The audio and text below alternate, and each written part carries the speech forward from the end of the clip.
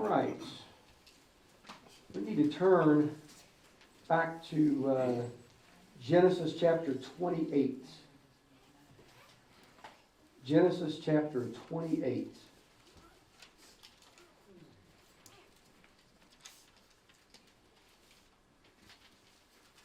Last week we got about halfway through this fascinating vision that Jacob had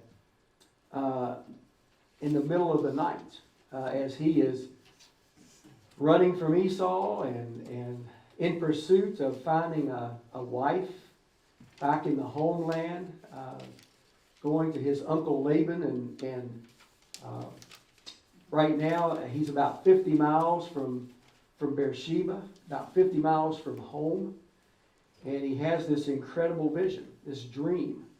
In Genesis 28, verse 12, let's just kind of remember that particular dream. He had a dream in which he saw a stairway resting on the earth with its top reaching to heaven, and the angels of God were ascending and descending on it. And there above it stood the Lord. And he said, I am the Lord, the God of your father Abraham, and the God of Isaac. I will give you and your descendants the land on which you are lying. Your descendants will be like the dust of the earth, and you will spread out to the west and to the east, to the north and to the south. And all peoples on earth will be blessed through you and your offspring.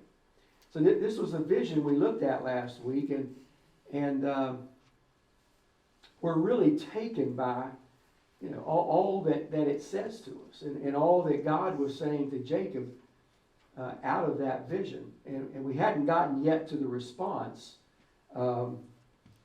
yet, but as we ended last week with what Jesus said in John 1, verse 51.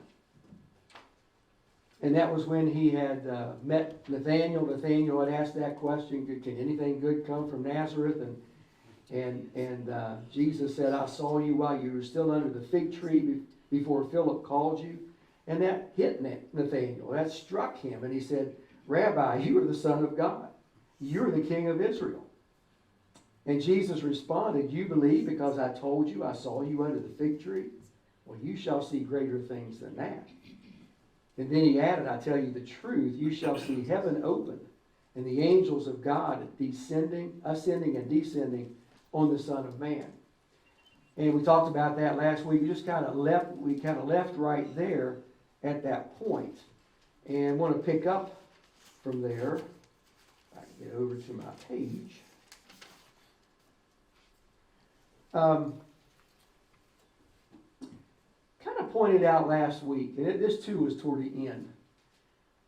If you were to look at Esau and Jacob, and you looked at their lives up to this point, and you were thinking of someone who was going to take off as an adventure and out into the wild and making it on their own and being very comfortable doing that, you would think of Esau. You wouldn't think of Jacob. Jacob was the man of the tents. He wasn't the one that's going to go out looking for adventure, wandering in the wilderness and going places he hasn't been before, and yet we find that's exactly what he has to do. And I guess I was going to ask a question, we didn't get there last week. If you think about your life, and I ask this to those of you who are at home as well, if you think about your life, is there something that comes to mind where God has asked you to step way out of your comfort zone? Something that God has asked you to do something maybe you've never done before, or go where you've never been before. And if you think of a time, how did that impact your walk with God? How did that impact your spirituality? Does anybody have a reaction to that, or a thought as you think about your own life?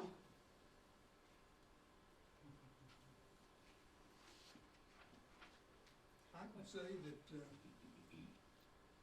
my meeting a certain female changed my life completely, because I was a confirmed bachelor, and that sure turned me around. And she was a good Christian lady. You were a determined confirmed bachelor, huh? And God said, well, I have something else in mind, right? Well, and you think about the path your life took from that moment. Been uphill. Ooh, gonna be nightmares tonight. No, but it was a good trip. Absolutely. Absolutely. Hey, it's a perfect example of sometimes you make one decision in life and it changes your entire course from that point forward. And I would dare say your walk with the Lord has been greatly enhanced because of that. Anybody else think of something where God called you out of your comfort zone? And when you said yes, how did it impact your walk with God?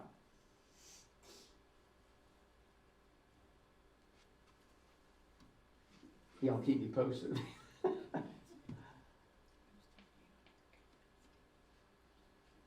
Wow, you guys are quiet tonight. The first time and the second time that we went to New Orleans, Louisiana, after Katrina. That was stepping out of our Down to Biloxi. Yeah. It was brought us closer to God. Particularly one of the ladies that we worked on her house had lost just about everything in her house but her piano, and she came at lunchtime and played the piano for us every day. Yeah, that was very special. The two times you went to Biloxi in response to hurricane relief, and they couldn't hear quiet at home. Just talking about the one home we were working on, a woman who had pretty much lost everything, trying to restore that home, and her piano was spared, and she would come every day at lunchtime and play the piano, and there would inevitably be a lot of hymn singing at that point in time. Very, very special. Comment. Jerry Golf. I was asked to teach a Sunday school class, and I found I was the one who learned the most from the experience. I think that's a pretty common experience for anybody that's teaching, because you have to prepare, and in the process, God's teaching you a lot. Thanks for sharing that, Jerry. Making the trip to the Holy Land with the church group made the Bible come alive. You know, it's not the easiest thing sometimes for people to get on a plane and fly across the ocean, right? I know lots of folks who say, And so to take that step and to do that, it was a very enriching spiritual experience. Thanks, Paula, for sharing that. Debbie? I was going to say when we went to Haiti, and we'd have these medical, clinics, and before one, the people line up long time before we were ready, and they sang "How Great Thou Art," and we sang it, and it was just, oh my gosh, just these people have nothing can sing Literally. literally nothing, and can sing with such joy. When you step outside of your comfort zone, it's hard. I don't think I've ever found it to be easy. But if God is leading you to do it, some wonderful things come out of it. Belinda? Well, mine's not as dramatic as a trip, but I was really nervous in the beginning. Before COVID, my friend asked me if I'd go over and help volunteer at Christ Kitchen, serving lunches, and it was a very humbling experience. The people, I felt so deeply for those people, and some of the things they said and I heard, it was a real eye-opener, and you really learn to be grateful for what you have. So having the opportunity to serve at Christ Kitchen and how God's touched you through that. And most of them, they were so appreciative, and grateful, and Sure. Yeah, Brandon? God opened the door a couple of years ago in my office to minister to a gentleman who is an unbeliever, still an unbeliever, but Mhm. we had very good conversations, and it actually helped me grow immensely in my understanding outside of the Bible Right. of the evidence of the Christian beginnings Mhm. and just things that if you're just reading the Bible, you may not know, Yeah. like with the Dead Sea Scrolls, Mhm. just everything. So an opportunity God challenged you with an unbelieving coworker. And that's not an easy situation to step into. That's some deep water. And to do that, and you can see how God taught you a lot. And you're still praying because He's hadn't made that decision. And we're still friends, so Yeah, so well, and that's important. That's important because when you reach out and if somebody doesn't embrace the good news, how do you respond to that? Don't cut them off. No, you don't cut them off. You love them, right? You love them. You keep that relationship going and you pray for them. Anybody else have something you want to share? Well, I stepped out of my comfort zone. I mean, I pray for people and everything, but we were in a restaurant and the waiter was telling me about some issues in his family. Uh-huh. Well, when he went away, the Lord spoke to me and said, you need to pray for that man. And I thought, well, okay, yeah, I'll pray for that man. And he said, no, you go to that man and you pray for that man. So after we ate, I got up and I found him and I told him, you know, the Lord's really wanting me to pray with you. Is that okay with you? And he said, yes, and I prayed, and of course he was just ecstatic over it and everything. But it was very hard for me, but what it did is I stepped out many other times to do that same fact that I would never Amen. have done, Amen. you know. That's great. That's wonderful. Especially nowadays, since the pandemic hit, you've got people working, and there's not a lot of help with them, and they're running into a lot of people who aren't very kind or patient. And guess who's called to be kind and patient, especially in situations like that? We are. You know, and just to be able to really be prayerfully sensitive to God's movement in those settings. You know, to listen, to be aware, and not to be afraid to ask, how are you doing today? Because what I find is, if you ask that question, well, if they're having a bad day, they're going to let you know.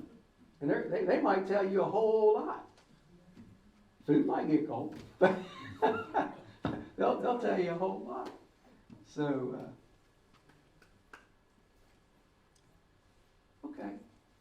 You know, when I think about what was going on with Jacob in this, I wanted to ask that last week. So you might look at your life and think about that. I think all of us have stories we can share with that. And hopefully there's stories that would encourage us to keep doing it, to keep being open. Let's look at Jacob's response, beginning in verse 16 of Genesis 28. When Jacob awoke from his sleep, he thought, surely the Lord is in this place, and I was not aware of it. He was afraid and said, how awesome is this place? This is none other than the house of God. This is the gate of heaven. Early the next morning, Jacob took the stone he had placed under his head and set it up as a pillar and poured oil on top of it. He called that place Bethel, which means house of God, though the city used to be called Luz. Then Jacob made a vow, saying, if God will be with me and will watch over me on this journey I'm taking, will give me food to eat and clothes to wear, so that I return safely to my father's house, then the Lord will be my God, and this stone that I have set up as a pillar will be God's house. And of all that you give to me, I will give you a tenth. So this is the first, as far as we know, the first genuine God experience he's had in his life. He's been taught by Isaac. He's been taught by his mother Rebekah. Whatever they have taught him along the way. He has heard about God from the beginning, through Abraham, through his dad, and now he has this experience. Remember, he can't pick this book up. All right? He can't walk into the synagogue, can't walk into the temple, the tabernacle. I mean, he doesn't have that. So, I mean, this is his big encounter. And what do you see in his response? I think it surprised him that he actually had an experience with God that he had never had before. Well, he makes the statement, surely the Lord is in this place, and I was not aware of it. Yeah. And when I first think about that, I'm kind of wondering, what does he mean by I'm not aware of it? But I think what I'm taking away from it is, and you may be hearing something a little different, is that up till that point in time, and his father and mother have probably said, God is with us. The promise has been given to us. But he hasn't experienced it. He hasn't really seen it firsthand in his life that God is real. I mean, Isaac's seen it. Rebekah has seen it. And here, he sees it, right? When I was reading my Warren Wiersbe notes on some of this, it said exactly what you had said, that Isaac and Rebekah did not do what they were supposed to do as responsibility to the children. Mm-hmm. They didn't try to mend things with them. Yeah. And just exactly what you thought. Well, that's what John said. Yeah. So you and Warren Wiersbe on the same Oh, page. well, that's cool. Me and Warren Wiersbe are on the same page. Okay. I'll take that. It almost seems like Jacob's trying to put God to the test with part of his statement. With the response at the end, Yeah, if God will, find it here again. if he'll be, If God yeah. will be with me and watch over me on my trip, give me food to eat, clothes to wear, and if I return safely to my father's house, then the Lord will be my God. Yeah. Yeah, that sounds like he's striking a bargain, doesn't it? Well, I don't really feel like that's a challenge. I think this is his first experience, so it's just unknown. Yeah. So he's gonna, he's kind of wondering, well, is this the real deal? I've kind of felt like, up until I read this again just now, okay, it wasn't that interesting. I've kind of felt like what you're saying. I've kind of felt like, well, this sounds like here's a bargain striker, and you can't strike a bargain with God, because he has. There's nothing that says he's going to. I don't know. You don't cut deals with God. God is God. And but then, as I was thinking about it, Ed, even as we were reading it just now, I think there's another way of looking at it. That I hear him saying, God just told me. He just said, I'm going to give your descendants the land upon which I've been lying. Your descendants are going to be like the dust of the earth. All peoples on earth will be blessed through you and your offspring. I'm going to be with you and watch over you wherever you go. I'm going to bring you back to this land. I won't leave you until I've done what I promised.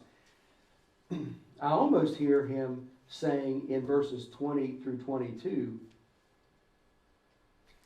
that I'm kind of going to be watching to see God do this, and if he does, well, then I know it's true.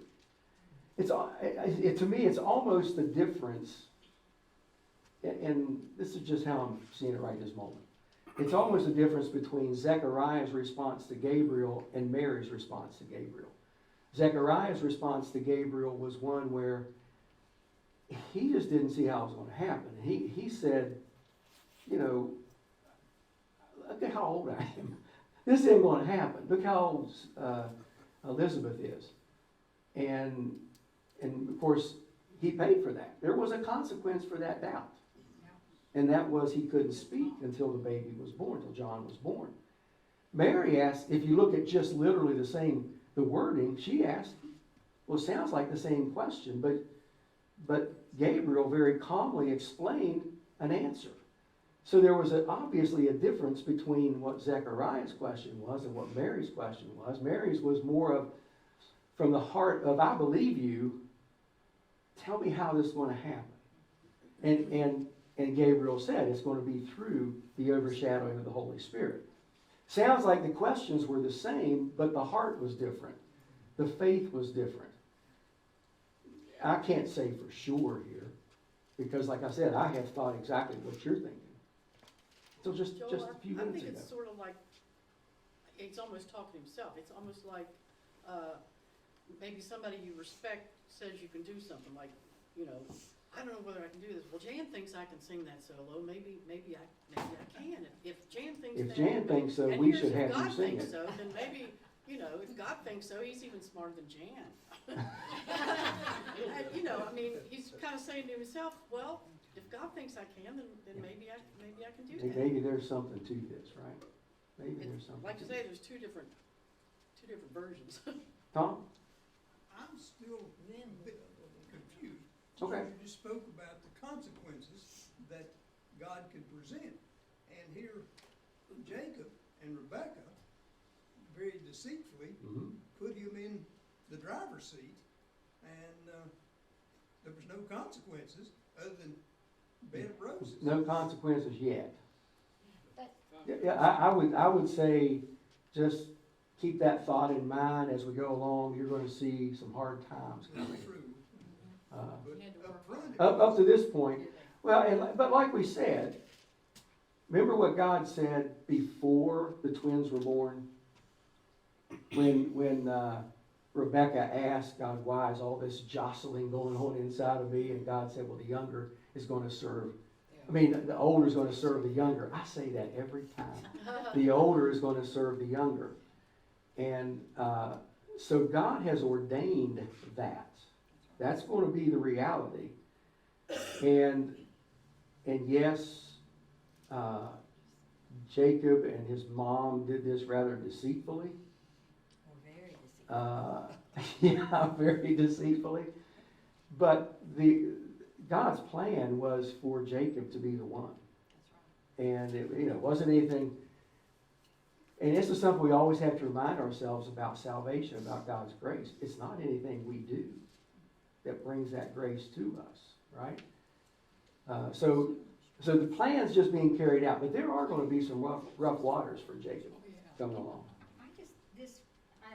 Somebody else's translation said it differently, but this verse 21, so that I come back to my father's house in peace, then the Lord shall be my God. Is he asking for peace in his father's house? I mean, is he accepting any responsibility there? Like, what? So that I return in peace, so that I return safely. Okay, that's, safely is very different. This is the New King James, and it says, so my father's house in peace, and certainly didn't leave in peace. Okay, and I think in peace in that context is not Not peace. not at peace with Esau. That's not what he's thinking about. He's thinking about that I get back from this trip Okay. in peace. I could say in one piece. I mean, My just translation says safely. safely. Yeah. Any other besides peace and safely? Any other words in translations you have? I'm just wondering if there's any time when he does have to confront himself or accept what the Lord has said to him as, this belongs to me and I have responsibility here too. I think this is the very first time he starts to get it. You think about your life. How many times does it take for you to get it?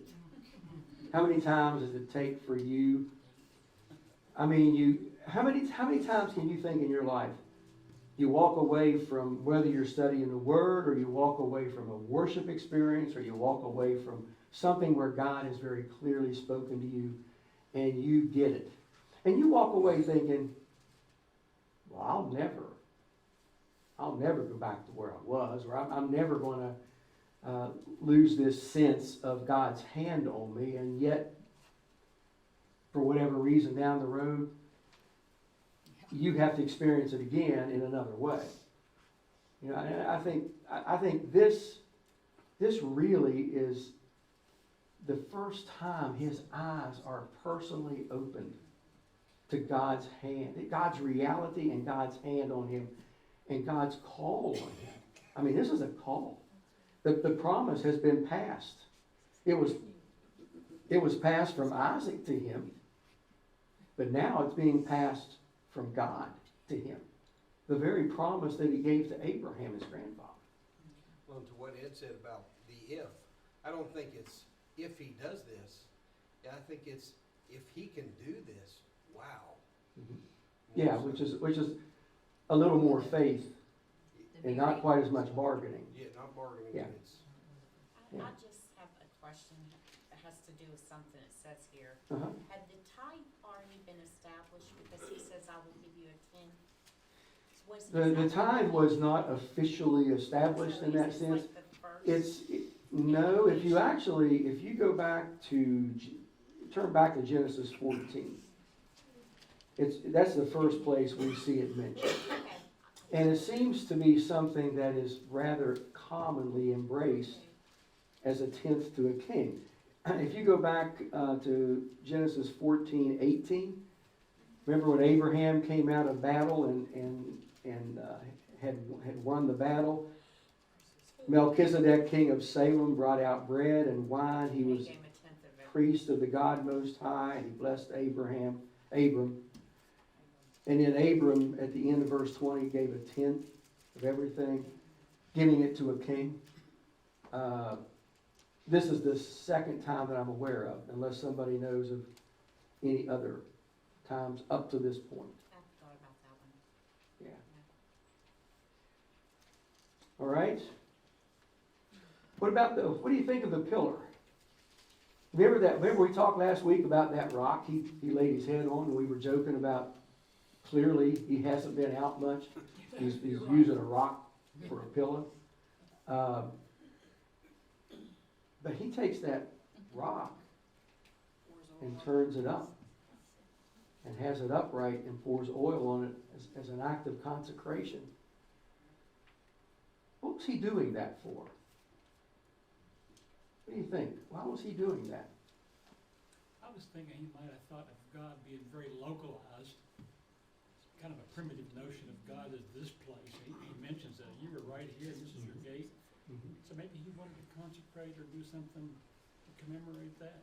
Well, he's definitely commemorating what happened, right? He doesn't want to remember. He doesn't want to forget the place. And He's even actually change. making an altar when he pours the oil over it. He's consecrating it. He is consecrating it as a place where he has encountered the living God. Now, Tom, I might take your thought a little bit further, in the sense that it was a tendency in that day and time for people to worship gods in a local way. And this is, actually, he's 50 miles from home. And he encounters God, the one true living God.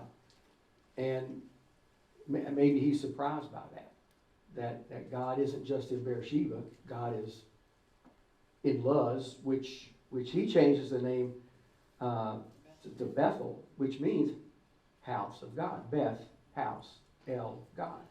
So, and Bethel is going to become, throughout the Old Testament, a great place of worship. And, there's a realization that this is the gate of heaven. Isn't this a wonderful thing where he says here, under 16, Jacob awoke from his sleep and said, surely the Lord is in this place and I did not know it. Mm-hmm. And isn't that something to say to us? Absolutely. Absolutely. It's a reminder God is wherever we are, right? He's omnipresent. He is everywhere. He was afraid and said, how awesome is this place? If you have the King James, do you have the word dread? Anybody have the King James there? What verse is it? Where did I go? Verse 17. Oh, awesome. the word awesome is translated awesome in the, I'm sorry, the ESV, the NIV, and I think the New King James. In the King James, it's translated dreadful, but it's literally the same word, the very same word, that is in the first part of the verse. It says he was afraid. Terrifying. Mine says awe-inspiring. Awe-inspiring. Well, kind of two different senses. Being terrified and being awesome means not the same. Right, Being terrified is being scared. right. But being awesome means it's great. It's just the greatest. It is a place. Remember Peter's response when they went back out in the middle of the day, and Peter thought it was the dumbest idea he'd ever heard to go out and let the nets down again after they'd been up all night long and he'd been letting Jesus teach all morning long, and he goes out, and all of a sudden so many fish were coming into those nets, he called the other boat out, and the other boat came out, and there were so many fish the boats were starting to sink. And Peter did what? He fell at Jesus' feet and he said, "Go away from me, Lord, I am a sinful man." That is a very sense of what is being felt here. When it hits you that you're in the presence of God, it humbles you greatly immediately. I think him pouring that oil on the rock to build an altar for himself so he could worship God. That's how they. Well, it's a place of worship for him, absolutely. He also probably didn't want to forget about the place, and he couldn't rightly Well, write it down. I was going to ask you, then you bring that up. I was going to ask you, if you look back in your life, are there certain places you will always connect to a special experience you have with God? Are there any? Does anything even come to mind when I ask that? Where I was saved. Where you were saved? At the church, Faith Missionary Baptist Church. Okay. Faith Missionary Baptist Church, that's always going to be a special memory and a special place for you. You won't ever walk into that place without thinking. Well, Johnny and I renewed our vows there, didn't we? Our 20th Yeah. wedding anniversary. We got married again. Absolutely. Does anybody else think of a place? I think of a place up on the Taggart River, and it was my kids were pretty small at that time, and it happened to be one day I could get away. And I took my Bible and my journal, and I found this rock, and it had a back to it and a nice seat, and the water was just pouring over like a nice little waterfall. And I remember that day just sitting there reading the book of Colossians and just soaking everything in. And I've never forgotten that day because it was a day that I just sensed the Spirit of God so clearly, so strongly that day. I always think of that place. Anybody else think of something like that? That might be something you can be pondering along the way. Had an experience when we were out in Colorado hunting, and I was climbing, and this mountain was, out there they're big, right? Mm-hmm. And it got to the point where I was climbing on all fours, basically, to get to the top, because we were in the foothills, and it was a plateau on top. But I got to a point, and I had to take a break, and I turned around and looked, and sitting on the edge of the foothills, and then I was just awestruck about the majesty of creation right there. Yeah. And just, I looked down, and there was a complete train, but that train was about that big. It was just an amazing sight. Absolutely. There's times that God shows us and touches us in special ways. In all the things you all have just described, that we have to stop. Yes. God doesn't push himself on us. We have to allow, stop, feel that awe, or in some way say, "Okay, Lord," don't we? Seek and you will find. Knock and the door will be open to you, right? Seeking and knocking. That's 2 weeks from this Sunday. Every time I go to the beach, and I'll sit there, and it just, those waves, it's just so majestic. Sure. I just, Sure. Okay. Mm-hmm. I have a Jacob that's my younger son. And he was 2 years old and he had this illness. They could not diagnose what it was. But I remember being he was in a crib because it was in pediatrics, And that point where you say, okay, Lord, this is my beloved child, but this is your beloved child. Right. And that room was suffused with light. I absolutely knew that I was in the presence of the Lord. Yeah. Absolutely. And you can't, those kinds of moments, they're just precious. And you will always have those moments. I think about Niagara Falls. We went on Sure. a trip to Niagara Falls, and we went out on the Main of the Mist. If you've ever been there, you have to wear a parka, keep from getting wet. But I just opened my mouth and let it all come out of my face. That was wonderful. I told John, I said, anybody that did not believe in God, if they saw, because we were right up there on it. I said, they didn't see this waterfall, they'd have to believe there's a God. Well, what I'm hearing many of you say is when you take time to be by yourself or you're out and you just soak it The in. majesty of God. Romans 1, there's no excuse. You look around and the reality of God is seen. Nobody Right. could have created that but God. Well, let me ask you, and we spent a lot of time on this passage, and that's okay, because I feel like this is really a crucial passage when it comes to Jacob's life, because things are going to get real interesting right after this, again, okay? And they're going to keep being interesting all the way through his life. But I think about this stairway. We said it could be translated a ladder. This is the stairway to heaven. And I know we joke about the Led Zeppelin song and the Stairway to Heaven and all that stuff. Or climbing Jacob's ladder. Climbing Jacob's ladder, which is the ladder we want to climb, right? But I think, would you say it's fair to say that maybe in our lives, maybe in the lives of those in the world around us, that people are climbing broken ladders? That as they're going up those ladders, they're going to hit rungs that cause them to fall and create. And there's really only one stairway. Jesus referenced it. He's also going to say, this Sunday, I'm flipping a couple of passages around from the Sermon on the Mount, and I'm going to be preaching this Sunday from Matthew 7, 13, and 14, where Jesus talks about the gate is small and the way is narrow. And in John 10, he says, I am the gate.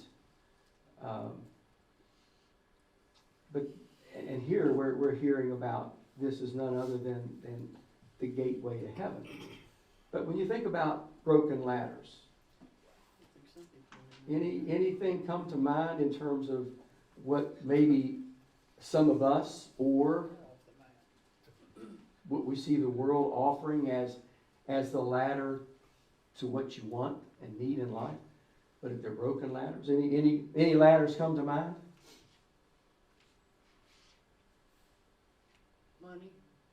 Money. Somehow,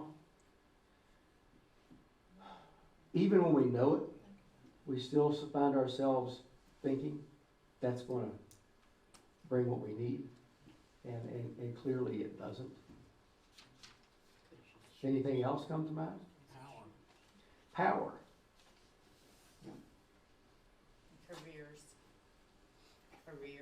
Careers.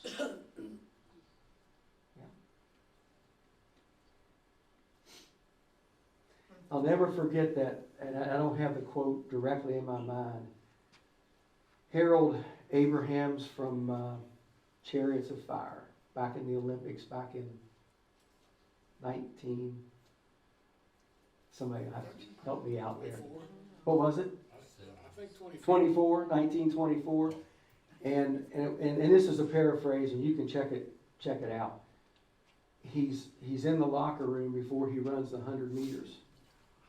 And he's lacing up his spikes. And I've got to tell you, I love that movie. If you've never seen it, I love that movie. And my family gets so bored by it. They can't hang with it. But that is one of my favorite scenes in that movie. And he's there lacing up those shoes. And he basically makes the statement, my life is going to be defined by 10 seconds. Wow. That's a lot of weight to put on yourself, isn't it? Well, we just saw that with the Olympics. Yes. Sure did. With several folks. I felt so bad. The one girl was Michaela Schifrin. I saw her 2 different times anyway. This is a gold medal winner from a previous Olympics. And 2 times she went down and, didn't make it far at all and messed up and was just sitting over there. Off by the fence, just devastated. I saw her do it the second time. And I looked at Debbie the second she did it. And I said, it's in her head totally. She's just messed up right here. Because she was obviously gifted and talented. But when you put all your eggs in a basket that isn't God, I don't care what the basket is, you're setting yourself up for failure and pain. And I don't know, I was thinking about that today as I was looking. Well, we're gonna pick up, and chapter 29 gets really interesting. And I thought we might get all the way through verse 30 of chapter 29. What was I thinking? But anyway, be This reading. was the group that was so quiet, you were worried about us. Yeah, this group picked it up, didn't it? And I appreciate the input from those at home and your thoughts along the way. Let's pray together. Heavenly Father, I thank you for our time. I thank you for your word. And it just seems to speak to life no matter where we turn in it. And here we are in Genesis 28, and there's a lot of things there for us to understand and apply to our own lives. Lord, help us to keep a hunger for your word. Help us to keep our eyes fixed on you. Help us to realize you are the way. Not just to salvation, but to abundant life. Go with us from this place. In Jesus' name. Amen.